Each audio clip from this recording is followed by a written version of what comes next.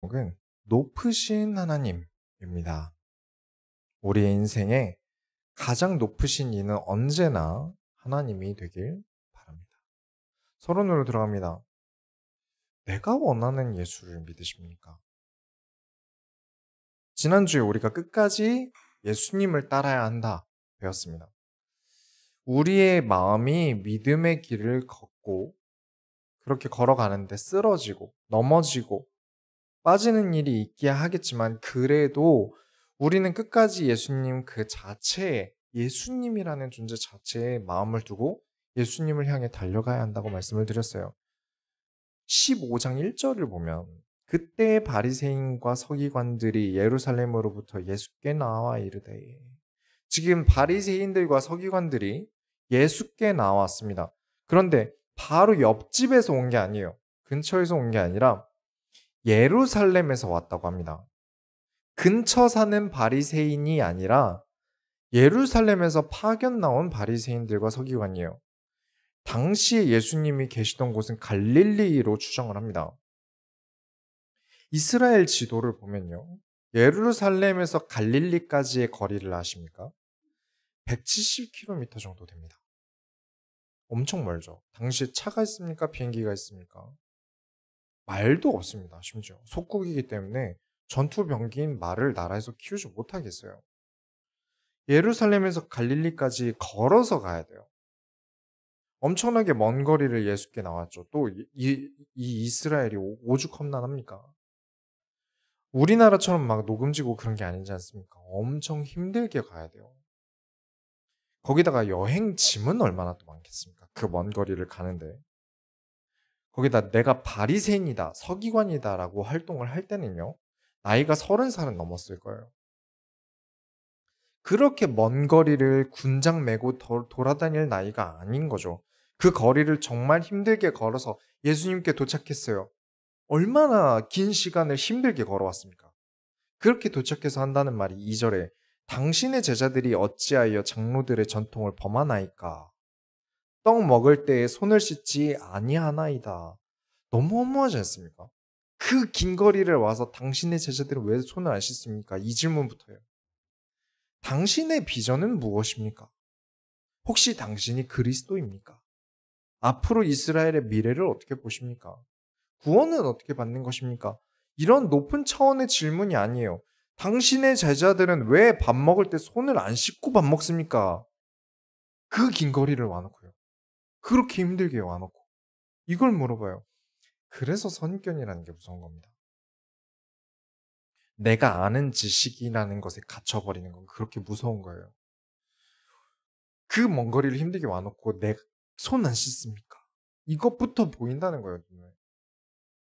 우리 소원교회는 고이면 안 된다라는 걸 굉장히 강조하고 있습니다. 내 생각에 고이고 내 과거에 고여서 더 이상 앞으로 나아가지 못한다면 그것은 성경적인 믿음이 아니다라고 말씀을 드렸어요. 여러분은 어디로 나아가고 계십니까?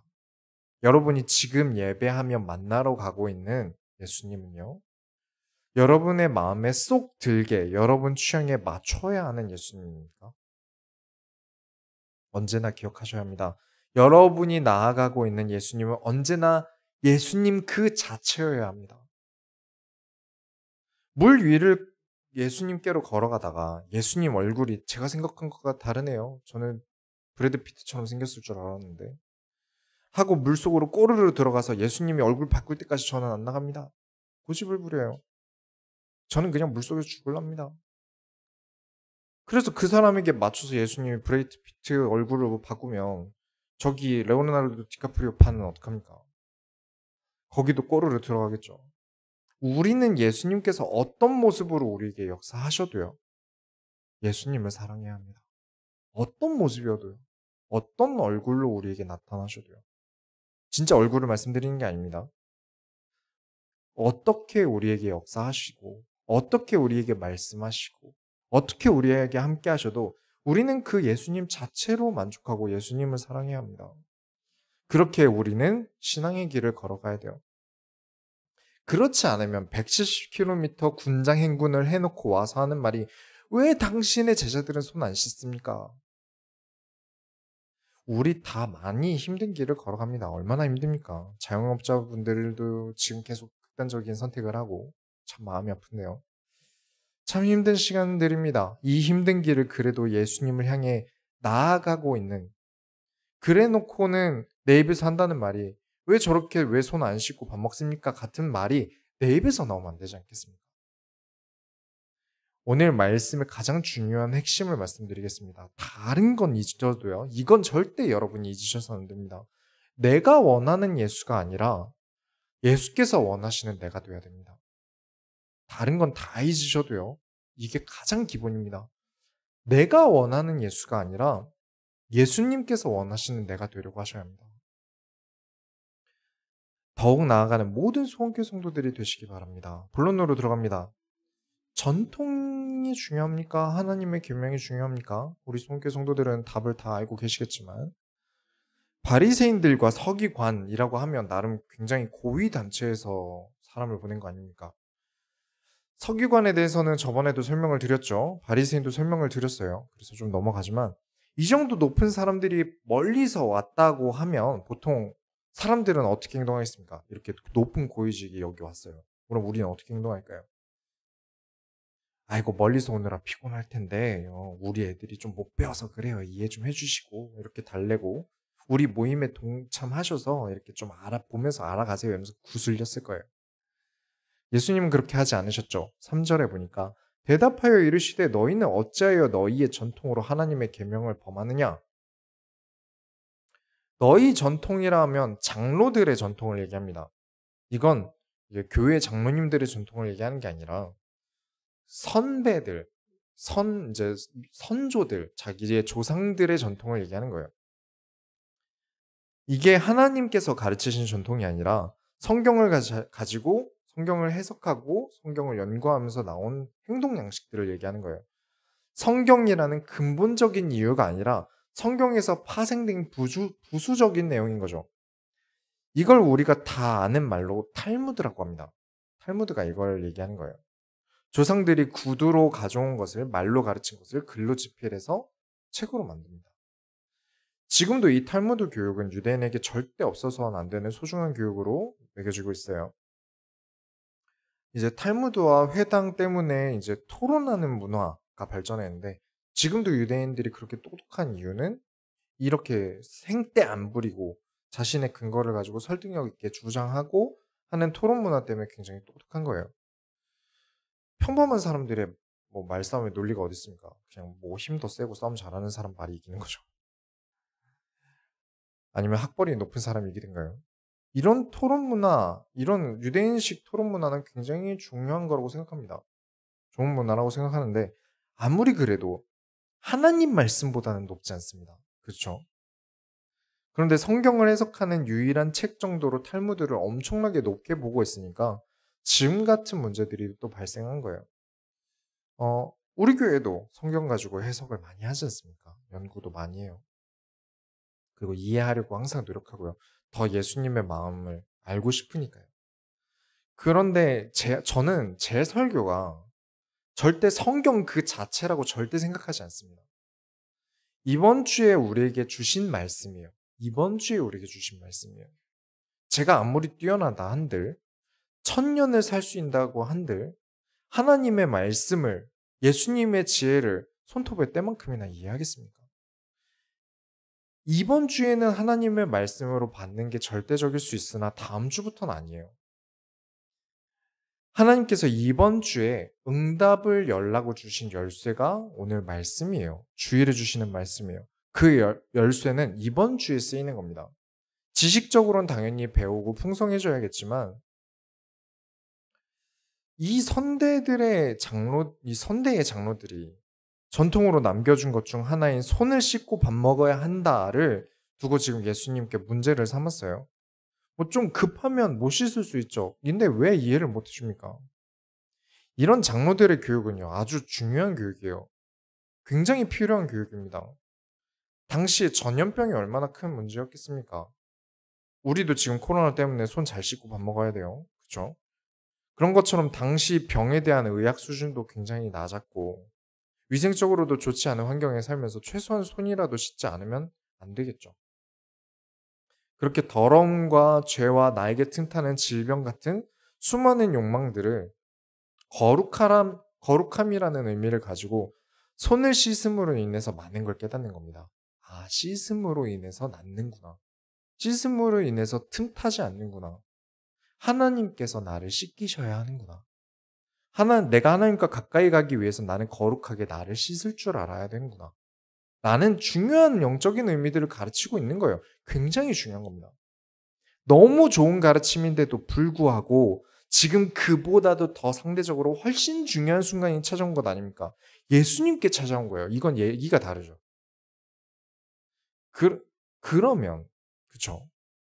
예수님이 중요합니까? 예수님의 가르침이 더 중요합니까? 예수님이 저는 더 중요합니다.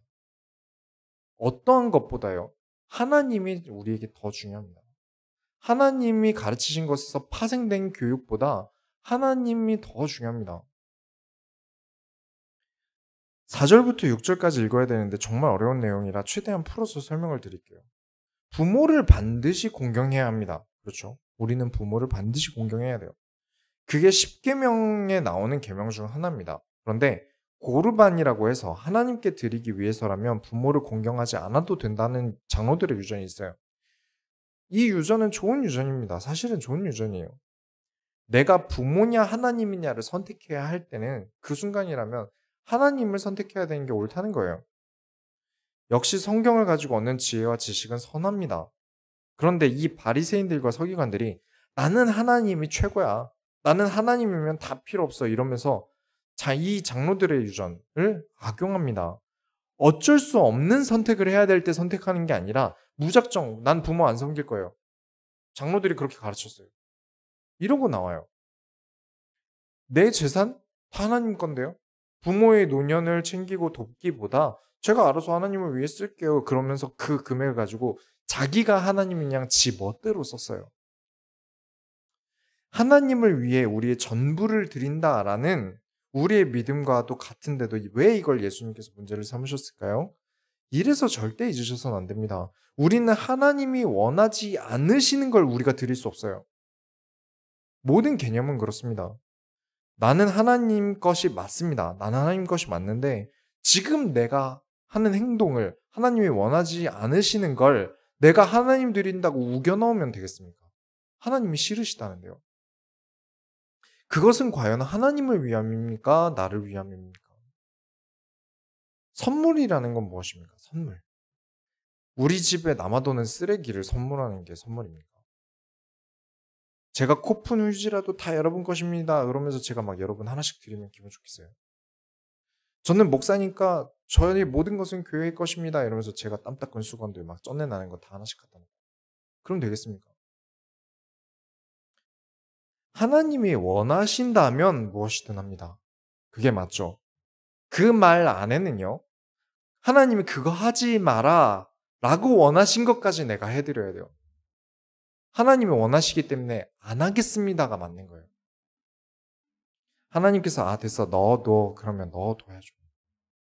제 주장의 근거가 어디 있습니까? 바로 다음 절에 있습니다. 7절부터 8절에 외식하는 자들아 이사야가 너희에 관하여 잘 예언하였도다 일렀으되 이 백성이 입술로는 나를 공경하되 마음은 내게서 멀도다. 입술로는 하나님께 다 드릴게요. 부모님 것도 뺏어 드릴게요. 입술로는 아주 공경을 하는데 마음은 아주 자기 멋대로예요. 하나님이 원하는지 안 원하는지에 대한 선택이 아니라 내 선택대로 하고 있으니까요. 9절에 사람의 계명으로 교훈을 삼아 가르치니 나를 헛되이 경배하는도다 하였느니라 하시고 배워도 방향이 잘못되면 헛되이 하나님을 배웁니다. 그래서 정말 기본기가 중요한 거예요. 신앙이 기본이 되어 있지 않으면 자꾸 방향이 이상하게 흘러갑니다. 성경을 봐도 이상하게 깨달아요. 성경 깨달으라고 가르친 장로들의 유전이 예수님을 깨달으라고 준 장로들의 유전이 예수님도 버리고 하나님도 버리고 장로들의 유전만 깨닫고 있으니까 잘못된 거죠. 그래서 우리 교회 신앙의 기본기를 잘 잡기 위해서 교재를 만들어서 가르치고 있고 저희 교재는 또 들어보신 분들은 아시겠지만 한 번 들어서 될 것도 아니에요. 이게 운동에서 기본기 동작 하나를 익히는데 얼마나 오랜 시간이 걸립니까? 10년을 해도 깨닫는 게 기본이 다구나라는 생각을 한대요. 신앙의 기본을 잘 잡는데 한 강의마다 내 몸에 익혀야 할 시간들이 필요할 겁니다. 그렇지 않으면 하나님의 말씀보다 사람의 말, 친구의 말, 내가 좋아하는 형, 누나의 말, 언니, 오빠, 이상한 유튜브 채널의 말, 그런 것들이 하나님보다 이 말들이 앞서는 진리가 돼버려요. 그렇게 잘못 배운 건 또 오래 가게 됩니다. 하나님의 말씀 자체에 대한 믿음이 기본인데 이건 기본이고 이걸로는 부족하고 그래서 장로들의 유전을 더 중요하게 생각하는 이 바리새인들과 같은 실수를 하게 된다는 것이죠. 그것은 두 번째로 맹인이 맹인을 이끌고 가는 꼴입니다. 기본이 안 돼 있어요. 10절부터 11절에 무리를 불러 이르시되 듣고 깨달으라. 입으로 들어가는 것이 사람을 더럽게 하는 것이 아니라 입에서 나오는 그것이 사람을 더럽게 하는 것이니라. 지금 170km를 걸어온 바리새인들과 서기관들이 들을 때 엄청 기분 나쁠 얘기예요. 그렇죠? 이렇게 힘들게 왔는데 이런 얘기를 듣고 가야 돼요. 입에 들어가는 게 문제가 아니라 나오는 게 문제다. 근데 또 예수님 스타일 아시죠? 막 모아놓고 예수님 야 뭔데 야 예수님이 뭐 이래 이래서 우수수 막 몇천 명이 모였는데 예수님이 딱 한마디 이 말 하시고 들어가시는 거예요. 설명 안 하시죠. 잘. 저라면요. 제가 예수님이라면 이 바리새인들과 서기관들 깨달으라고 엄청 가르칠 거예요. 막 1시간 반 동안 잔소리하고요. 이게 원래 말해서 못 깨달을 사람에게는요. 말을 아끼게 됩니다. 귀 있는 자는 들으라 하고 말씀하시는 거예요. 관심 있는 자들에게는 한 번 더 설명을 하시고요. 어제인가 유튜브에 댓글이 달렸는데 우리 교회도 몇 번 와본 친구예요. 이제 스타일이 좀 약간 말을 정리를 잘 못해요. 말을 잘 못 가리고요. 그렇다고 이게 우리 교회 사람이면 제가 혼내서라도 가르칠 텐데 이게 남의 교회 사람이라 그리고 또 말해도 못 알아들을 것 같아서 얘기를 안 했어요. 근데 이 친구가 유튜브에 댓글을 다는 게 목사님 예배 고수 되시면 만능 엔터교회 되겠네요. 이렇게 얘기를 했어요. 그래요. 좋은 의도일 거예요. 근데 이 말은 태권도 관장님께 가서 태권도 고수 되시면 체육관이 잘 되겠네요. 탁구 선수들 체육관 가서 탁구 고수 되시면 체육관이 잘 되겠네요. 이런 거거든요. 목회자는 이런 말이라는 걸 엄청 조심해야 됩니다. 단어 선택을 잘해야 돼요. 이걸 가르쳐 줘야 되나 말아야 되나 한참 고민하다가 냅뒀어요. 그래서 깨달을 사람들에게만 말하고 여기 깨달을 사람들에게만 말하고 깨닫지 못할 사람들에게는 말하지 못하는 거죠. 이 말을 듣고 제자들이 지금 바리새인들이 듣고 얼마나 화가 날지 알고 계십니까? 지금 굉장히 화가 났습니다. 그때 13절부터 14절에 예수께서 대답하여 이르시되 심은 것마다 내 하늘 아버지께서 심으시지 않은 것은 뽑힐 것이니 그냥 두라. 그들은 맹인이 맹인되어 인도하는 자로다. 만일 맹인이 맹인을 인도하면 둘이 다 구덩이에 빠지리라 하시니라. 맹인이 맹인을 인도한다. 눈이 먼 사람들이 서로의 길을 안내를 하고 있으니 위험하겠죠. 나도 잘 모르는데 남을 가르치면 되겠습니까?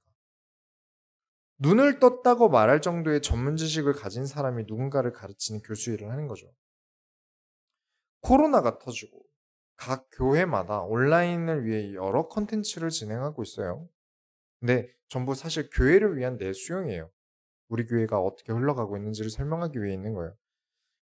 그 교회 성도가 아닌 사람들에겐 공감이 안 갈 컨텐츠겠죠. 뭐 우리 교회 행사 이런 게 있었습니다. 우리 교회에 어떤 장비가 들어왔습니다. 우리 교회 어떤 새 가족이 들어왔습니다. 이걸 굳이 외부에서 공감할 리는 없잖아요. 그러니까 내부 컨텐츠죠. 그러다 보니까 목회자나 교역자가 아닌 평신도 분들이 이제 유튜브 채널을 하면서 기독교 외수용을 하는 거죠. 목회자가 아닌 분들이 이제 외수용 채널을 거의 많이 하십니다. 그 중에는 정말 신학적으로 공부도 많이 하고 근거를 확실하게 주장해서 어떤 토론에서도 신학적으로 밀리지 않을 지식들을 가지고 계신 분들이 계세요.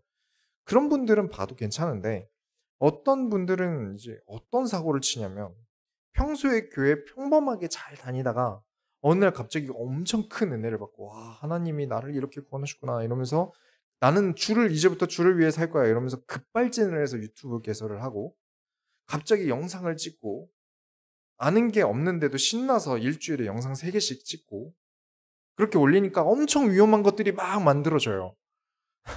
이게 맹인을 맹인이 인도하는 것과 같죠.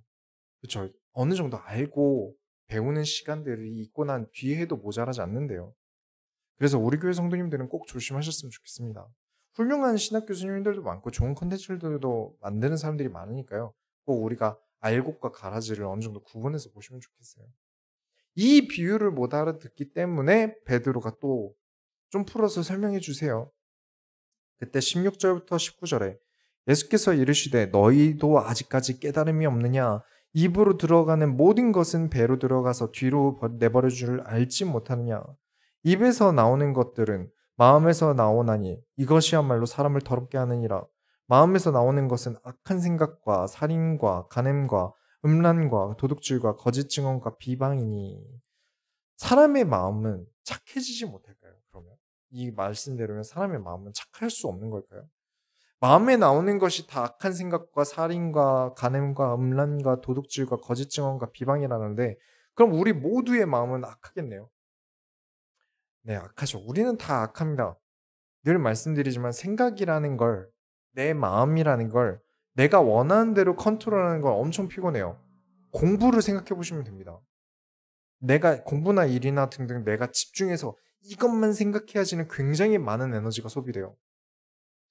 그리고 잠깐 사이에 고갈되고요. 그러면 나머지 시간에는 어떻게 됩니까? 생각과 마음이 다른 것에 영향을 받아 움직인다든가 자기 혼자 자율주행을 하죠. 그러면 아무래도 감정이라는 건 엄청 약합니다. 어떤 악한 생각들이 돌아다니는지 굳이 말하지 않겠습니다만 수도 없이 지나가요. 내가 떠올리지 않아도요. 다 우리 머릿속에 돌아다니는 것들이 많잖아요. 그런데 인간과 동물이 다른 이유가 무엇입니까? 짐승들은 발전기 때 난리가 나요. 그렇죠? 주체하지 못하죠. 그래서 애완동물들은 중성화 수술을 합니다. 이게 이 동물의 몸에도 사실 좋고요. 풀어주지 못하는요. 그런데 우리는 인간이죠. 드는 생각이라는 걸 절제할 수 있어요. 내 행동을 옮기지 않고 말을 안 할 수 있습니다. 참을 수 있어요. 생각으로 끝낼 수 있고 실행으로 옮기지 않을 수 있습니다. 하나님께서 주신 자유의 개념은요. 내 멋대로 해도 된다라는 자유가 아니라요. 내가 도무지 주체할 수 없는 욕망, 이 생각들에 붙잡혀서 내 행동까지도 컨트롤 안 되는 것을 능히 신앙을 통해서 이길 수 있는 자유를 주신 겁니다. 내 멋대로 해도 된다는 자유가 아니에요. 주께서 나를 깨끗게 하셨다는 말을 이해하셔야 됩니다.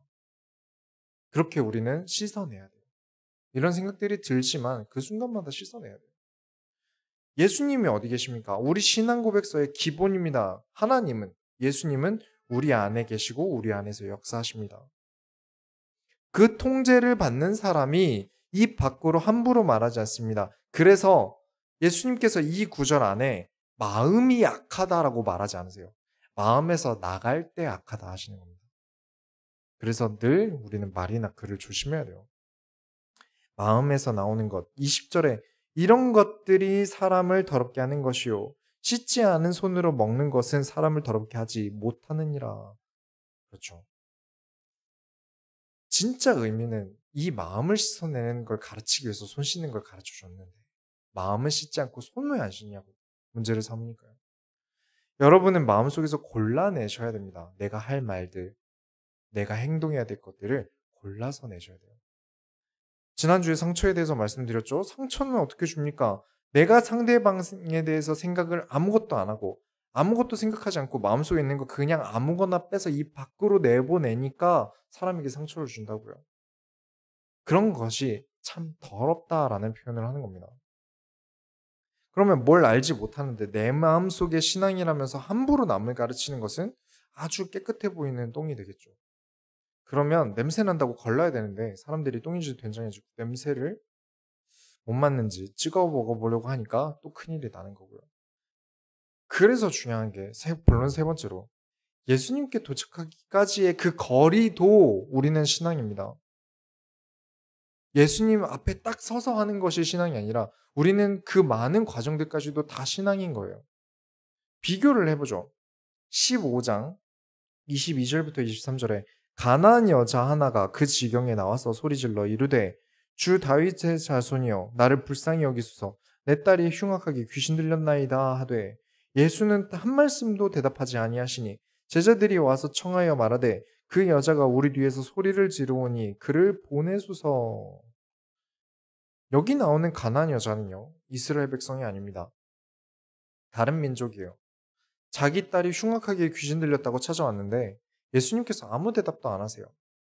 제자들 입장에서는 예수님이 고쳐주실 마음이 없으시구나 하고 제자들이 이 여자들을 돌려보내면 되는데, 이 여성분을 돌려보내면 되는데, 예수님께 찾아가서 저 사람 좀 돌려보내주세요 라고 부탁을 하는 거 보면 이 여성분의 기세가 제자들이 돌려보낸다고 돌아갈 사람이 아닌 거예요.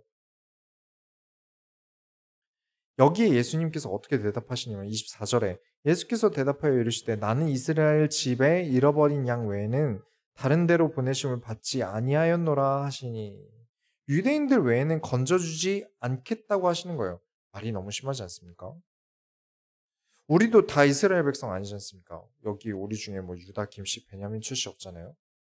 예수님이 계속 무시를 하는데 이 가나안 아주머니께서 도와달라고 와서 절을 하면서 발 앞에까지 왔습니다. 그러자 예수님께서 26절에 대답하여 이르시되 자녀의 떡을 취하여 개들에게 던짐이 마땅하지 아니하니라. 이젠 개 취급까지 하셨어요. 그래서 개를 키우는 분에게 물었습니다. 이 옆에서 개가 달라고 하면 아드님 거 뺏어서 주실 수 있으십니까? 라고 물어보니까 집주인보다 빠르게, 그 개의 주인보다 빠르게 그 아드님이 먼저 대답하셨어요. 제 건 없고요. 개 것만 있어요. 어떤 기분인지 저도 고양이 키워보면서 알 것 같아요. 이게 어느 정도 크고 나면 이제 먹으면 안 되는 건 안 먹이겠지만 먹일 수 있는 거라면 최대한 많은 맛을 느끼게 해주고 싶어요. 사람이야 남은 인생이 많고 찾아다니면서 자기가 알아서 먹겠지만 개랑 고양이는 좀 얘기가 다르잖아요. 27절부터 28절에 여자가 이르되 주여 올소이다마는 개들도 제 주인의 상에서 떨어지는 부스러기를 먹나이다 하니, 이에 예수께서 대답하여 이르시되 여자여 내 믿음이 크도다 내 소원대로 되리라 하시니 그때로부터 그의 딸이 나으니라. 여기서 참 많은 이야기들이 나옵니다. 많은 교훈들이 있어요. 예수님께서 가나안 여인을 시험해 보신 것이다 라는 이야기도 하고, 여인이 끝까지 매달렸기 때문에 딸이 고침을 받았다라는 이야기도 있고요. 여인이 무시를 아무리 받아도 그에 굴하지 않았기 때문에 딸이 나음을 받았다, 이런 이야기도 합니다. 다 맞는 말이에요. 합쳐보면 딱 맞는 이야기입니다. 이 중요한 이야기에서 우리가 한 걸음만 더 가보죠. 당장 바로 이전에 무슨 일이 있었습니까? 바리새인들과 서기관들이 가장 중요하게 생각하는 장로들의 유전에 이방인은 유대인의 구원을 받을 수 없습니다. 심지어 이스라엘 사람이 이방인을 이렇게 낮게 한다? 그것만큼 기분 나쁠 일도 없겠죠. 특히 지금 이 바리새인들 입장에서 굉장히 기분 나쁜 일입니다. 왜냐하면 예수님은 자기들한테 굉장히 기분 나쁘게 말하고, 또 기적 좀 보여달라니까 음란한 세대가 표적을 구한다면서 뭘 하고, 이스라엘 백성도 아닌 여자에게는 기적을 베풀고,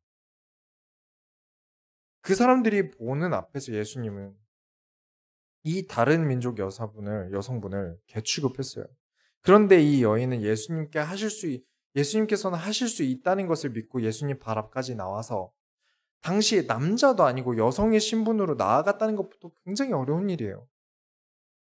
그리고 자기들은 믿음이 좋다, 자기들은 하나님을 진짜 잘 섬긴다는 바리새인들과 서기관들에게는 니들 입에서 나오는 것은 더럽다 했는데, 지금 이 여인에게 뭐라고 얘기합니까? 네 믿음이 크도다. 바리새인들과 서기관들에게 너희는 믿음이 뭔지 모른다라고 또 설명하고 계신 거예요. 장로들의 유전과 전통대로라면 당시 여자는 사람의 숫자로 안 칩니다. 안 치죠. 너희들이 사람으로 치지도 않는 이방인 여자이기까지 한 이 사람의 믿음이 니들 바리새인들보다 훨씬 크다. 누구는 170km 걸어와서 제자들이 손 안 씻는다고 뭐라 하다가 욕먹고 바로 이를 갈고, 누구는 여자인데 이방인의 딸까지 귀신 들렸는데 어차피 여자는 숫자로도 안 치는 거, 딸도 사람 취급 못 받는 거 뻔한데 거기 낮게 해줄 줄 알았던 예수님마저 지금 등을 돌리고 본인을 무시하는 만큼 그만큼의 거리를 다 뚫고 들어와서 예수님께 절하고 하는 말이 다윗의 자손 예수여. 다른 겁니다. 급이 다른 거예요. 개도 주인상에 떨어진 부스러기를 먹습니다. 누구는 입에서 나오는 게 더럽다는 말만 들어도 예수님 죽여야지 생각하는데, 누구는 개 취급받는데도 다윗의 자손 예수요. 이건 바리새인과 가나안 여인의 믿음이 상대가 안 되는 것을 보여주고 예수님께서 보여주고 계신 겁니다. 31절부터 32절에 말 못하는 사람이 말하고 장애인이 온전하게 되고 다리 저는 사람이 걸으며 맹인이 보는 것을 무리가 보고 놀랍게 여겨 이스라엘의 하나님께 영광을 돌리니라. 예수께서 제자들을 불러 이르시되 내가 무리를 불쌍히 여기노라. 그들이 나와 함께 있은지 이미 사흘임에 먹을 것이 없도다. 길에서 귀신할까 하여 굶겨 보내지 못하겠노라. 이 먹을 것이 없어서 귀신한 무리들 7개의 떡과 2마리의 물고기를 가지고 축사하시고 떡을 떼어서 4,000명의 무리들을 먹이십니다. 한 가지는 확실합니다. 예수님께서는 마음이 예수님보다 낮은 자를 돌보세요. 어찌되었던 간에 이 사람이 무슨 직업이었건 뭐 이방인이건 뭐였건 직업이 뭐건 상관없이 예수님을 향하여 마음이 낮은 자에게 예수님은 마음을 쓰시고 돌보십니다.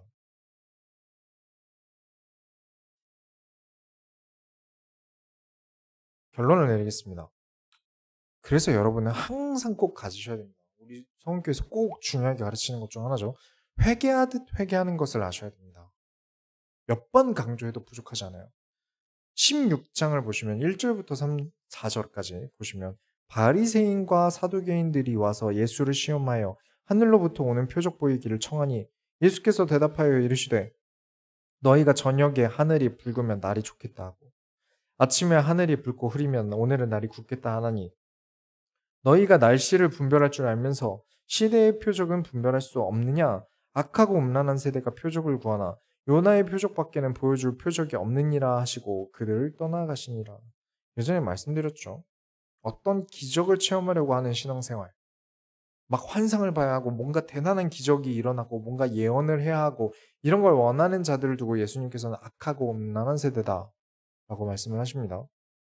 예수님을 향해 마음이 교만하니까요.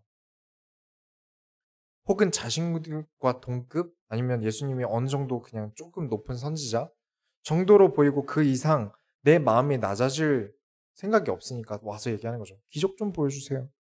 우리가 감히 그럴 수 있겠습니까? 불쌍히 여겨주소서 해도 모자랄 판에 와서 기적 좀 보여주세요. 그러면서 누굴 시험합니까? 예수님을 시험합니다.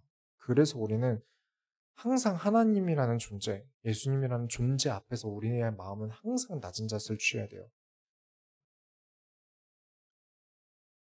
이미 바리새인들과 서기관들에게 예수님이 니들 더럽다 라고까지 말하신 걸 듣고는 와서 또 건방지게 이렇게 구는 겁니다.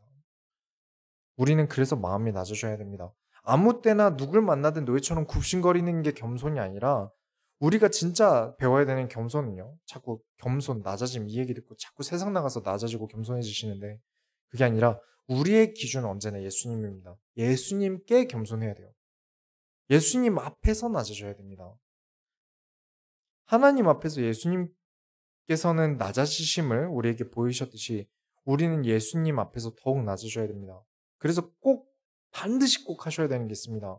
그렇게 말씀드렸던 게 회개하듯 회개해야 한다였어요. 회개는 두 종류가 있습니다. 막 내 가슴을 치고 막 엉엉 울면서 하는 것도 회개예요. 그것만 생각하시면 안 됩니다. 오늘 하루 어떻게 살았는지를 돌아보면서 제가 이번 주에 또 이렇게 말씀대로 살지 못했네요. 이때 이런 선택을 하면 안 되는 거였는데 다음엔 더 잘할게요. 오늘 이런 일들이 하나님께서 저에게 이런 말씀을 하시고 싶으셨던 거군요. 하나님께서 저에게 이런 걸 원하시는군요. 라면서 하루를 평범하게 마치 회개를 하듯이 회개하셔야 됩니다. 돌아보셔야 돼요. 막 울고불고 하는 게 아니라 침착하게 그렇네요. 내가 이런 걸 놓쳤구나. 이런 시간들을 가지셔야 된다는 거예요. 이 회개는 많이 할수록 좋습니다. 매일 하시면 더더욱 좋고요. 임마누엘 잘하고 계십니다. 이 회개가 없이 시간이 지날수록요. 이런 회개가 우리에게 없다면 바리새인처럼 됩니다. 거룩하겠다고 경건하겠다고 금식 그렇게 많이 해도 못 깨닫는 이유가 거기 있습니다. 내가 뭘 잘못하고 있는지 내가 어디서 뭘 놓치고 있는지 스스로를 돌아보는 시간이 없으니까 진짜 인도받아야 될 때는 엄한 것을 가지고 이상한 소리를 하게 돼요. 예수님을 만나놓고 기적이나 보여주세요. 왜 손은 안 씻고 식사하세요? 정말 중요한 일생일대의 순간을 이런 식으로 버려요. 나를 늘 하나님 앞에 세워놓는 시간. 이 회개하듯 회개하는 시간을 매일 가지면 한 가지는 반드시 알게 됩니다. 아, 내가 별거 아니구나. 교만할 수가 없겠구나. 하나님 앞에 서면 나는 낮아질 수밖에 없습니다. 나는 이렇게 많은 것을 놓치고 그에 비해서 하나님은 오늘도 나에게 이렇게 많은 걸 준비하셨구나. 나는 낮아질 수밖에 없어요. 하나님께서 지금도 나에게 지금도 살아서 역사하시는구나라는 증거가 하루 온종일 나에게 있었다는 걸 알게 됩니다. 그러니까 꼭 해보세요. 지금까지 배웠던 그 어떤 것보다 하나님이 더 높으심을, 전에 어떤 응답을 받았든지 오늘 하나님께서 나를 향한 계획은 다르다는 것을 나 자신보다 하나님은 더욱 높으심을 인정하게 되는 한 주간 되시기 바랍니다. 우리가 하나님의 소원을 이루어드립시다. 하나님 감사합니다. 오늘도 우리와 함께 하시며 우리가 하나님 앞에 섭니다. 하나님, 우리가 낮아짐을 알게 하시고 하나님 앞에 섬을 알게 하셔서 오늘도 우리에게 말씀을 깨닫는 지혜와 한 주간 하나님 앞에 나를 낮출 수 있는 지혜를 허락하여 주옵소서. 살아계신 예수 그리스도의 이름으로 기도드렸습니다.